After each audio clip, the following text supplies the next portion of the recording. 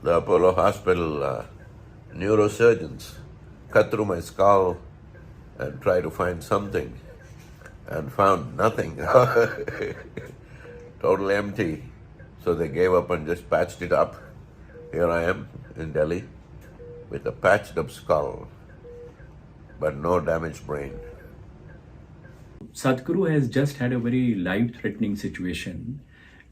He had headache for the last 4 weeks. The headache was very severe, and he was, ignoring the headache and doing all because he wanted to do all his normal activities. He was resuming all his functions, all his meetings. He even carried out the Mahashivratri function on 8th of March, despite the fact that he was in agonizing pain. He somehow ignored the pain and he continued with all his meetings. The pain really became severe on 15th of March.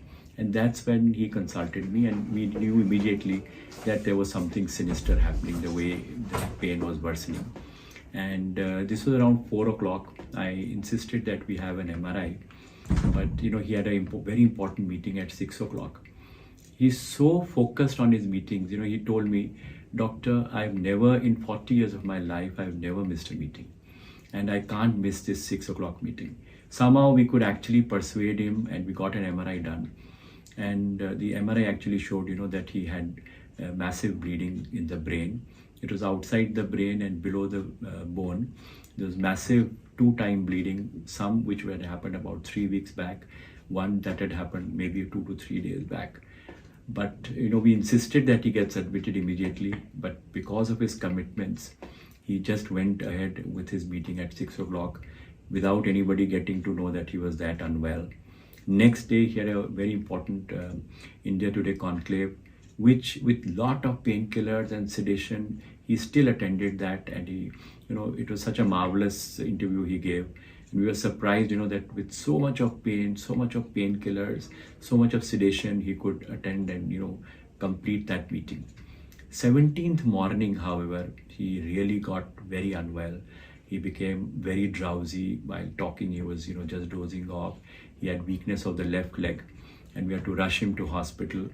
And even at that time, he would never complain of pain. He would just say, "Doctor, I'm a little unwell."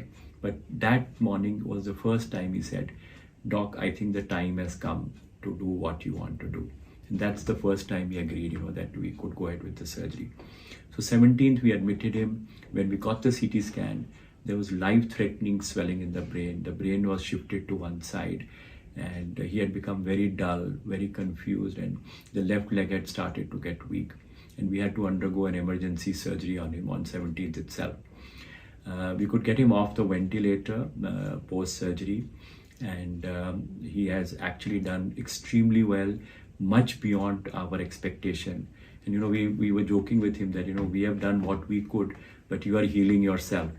So we are actually seeing the kind of improvement we are seeing is beyond our expectation.